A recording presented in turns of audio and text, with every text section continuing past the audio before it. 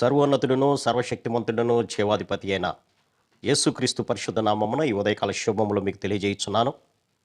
గత ఏప్రిల్ నెలంతా తన యొక్క చల్లని రెక్కల క్రింద కాచి కాపాడి మరొక నూతన నెల మేలోనికి ప్రవేశపెట్టినటువంటి దేవాది దేవునికి నా నిండు కృతజ్ఞతలు వందనములు తెలియజేస్తున్నాను.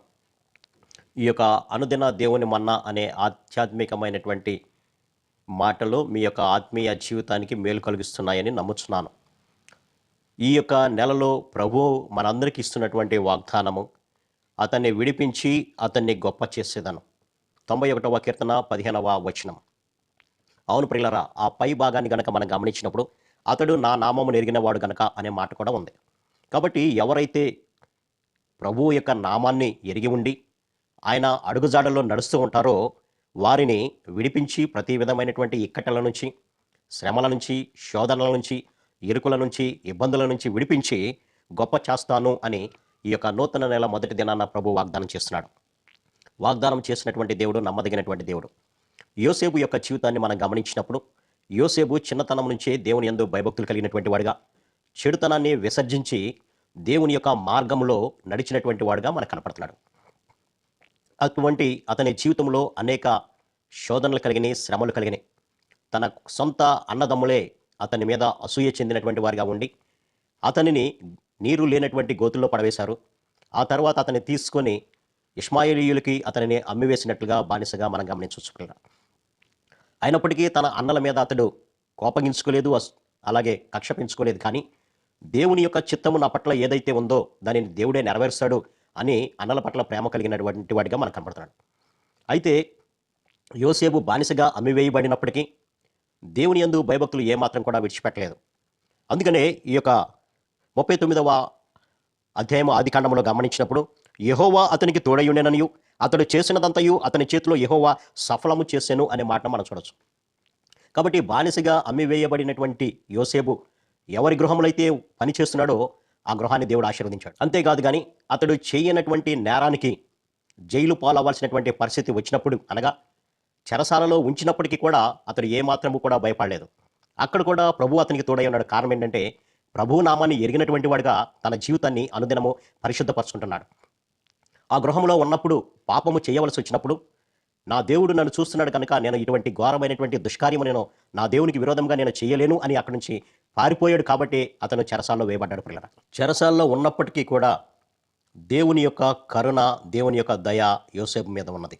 ఆ దేశాన్ని పరిపాలిస్తున్నటువంటి ఫరో ఒక కళను కనడము, ఆ కళ భావం వల్ల అతనికి నిద్ర పట్టకపోవడము, దాని యొక్క ఉపమానాన్ని తెలియపరచమని అక్కడ ఉన్నటువంటి విద్వాంసులను కానివ్వండి, శకును కానివ్వండి అందరినీ పిలిచినప్పుడు ఎవరు కూడా మా వల్ల కాదు అన్నప్పుడు యోసేపుని ప్రభువు జ్ఞాపకం చేశాడు. పిల్లరా, యోసేపు దేవుని యొక్క ప్రణాళిక ఆ దేశం పట్ల ఎలా ఉన్నదో ఫరోకి బయలుపరిచినప్పుడు, నీలాంటి దేవుని యొక్క ఆత్మ కలిగినటువంటి వాడు ఎవరు లేరు కాబట్టి ఈ కార్యాన్ని చేయడానికి నీవే సమర్థుడవు అని అతని ఉన్నతమైనటువంటి స్థానంలో యోసేపు నుంచినట్లుగా మనం గమనించవచ్చు. అక్కడ ఒక గొప్ప మాట అంటున్నటువంటి మాట ఏంటంటే, దేవుడు ఇదంతయో నీకు తెలియపరిచినని నీవలే వివేక జ్ఞానం కలిగిన వారు ఎవరూ లేరు. నీవు నా ఇంటికి అధికారివై ఉండవలెను, నా ప్రజలందరూ నీకు విధేయులై ఉంటారు. సింహాసనము విషయంలో మాత్రమే నేను నీకు పైవాడునిగా ఉందునని యోసేపుతో చెప్పాను. ఎంత గొప్ప ఆధిక్యత ప్రభువు అతనికి దయచేసాడో మనం అర్థం చేసుకోవచ్చు. అందుకని ప్రభు ఇస్తున్నటువంటి వాగ్దానం, అతన్ని విడిపిస్తాను, అతన్ని గొప్ప చేస్తాను. ప్రతి విధమైనటువంటి శోధనలు వచ్చినాయి, శ్రమలు వచ్చినాయి, కష్టాలు వచ్చినాయి. అయినప్పటికీ దేవుని విడిచిపెట్టలేదు. అతని నామం ఎరిగినటువంటి వాడిగా ప్రవర్తించాడు కాబట్టి ఒక ఉన్నతమైనటువంటి సింహాసనం, ప్రధానమంత్రి హోదాలో అతడు ఐగుప్తులో ఉన్నట్లుగా మనం గమనించవచ్చు. ఒక బానిసగా అమ్మబడినటువంటి వ్యక్తి ఆ దేశానికి ప్రధానమంత్రి హోదాను రావడానికి కారణం ఏంటంటే అతడు దేవుని నామాన్ని ఎరిగి ఆయన ప్రకారం జీవించాడు కాబట్టి. అంతేకాకుండా మరియు ఫరో యోసేపుతో, ఫరోను నేనే అయినను నీ సెలవు లేక ఐగుప్తు దేశమంతటా ఏ మనుషుడనైనను తన చేతినైనను కాలినైనను ఎత్తకూడదని చెప్పాను. కాబట్టి ఇంత గొప్ప ఆధిక్యతను ప్రభు యోసేపుకి ఇచ్చినట్లుగా మనం గమనించవచ్చు. కారణం ఏంటంటే యోసేపు చెడుతనాన్ని విసర్జించినటువంటి వాడుగా, దేవుని నామాన్ని కలిగి భయభక్తులు కలిగినటువంటి వాడుగా ఉన్నాడు. కాబట్టి మన జీవితంలో కూడా నువ్వు ఎటువంటి పరిస్థితుల్లో ఉన్నప్పటికీ నువ్వు దేవుని వైపు కనుక మనం చూసినట్లయితే దేవుడు తప్పనిసరిగా ప్రతి ఇబ్బంది నుంచి, ఇరుకుల నుంచి, శోధల నుంచి విడుదల దయచేసి ఒక ఉన్నతమైనటువంటి ఆధిక్యతను నాకు కలుగు చేయాలని ప్రభు ఆశపడుతున్నాడు. కాబట్టి ఇది నా వాక్య ధ్యానం ద్వారా యోసేపు జీవితంలో నెరవేర్చబడినటువంటి ఆ యొక్క ఇబ్బందుల నుంచి తొలగించి ఆధిక్యతను ఏ విధంగా అయితే పొందుకున్నాడో మన జీవితంలో కూడా అలా పొందుకుందాం. అట్టి కృపా పరిశుద్ధాత్మ దేవుడు మనందరికీ దయచేయను గాక.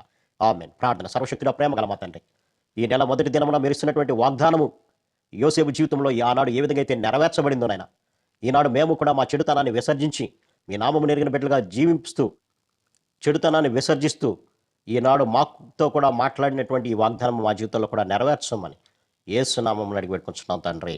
ఆమేన్. God bless.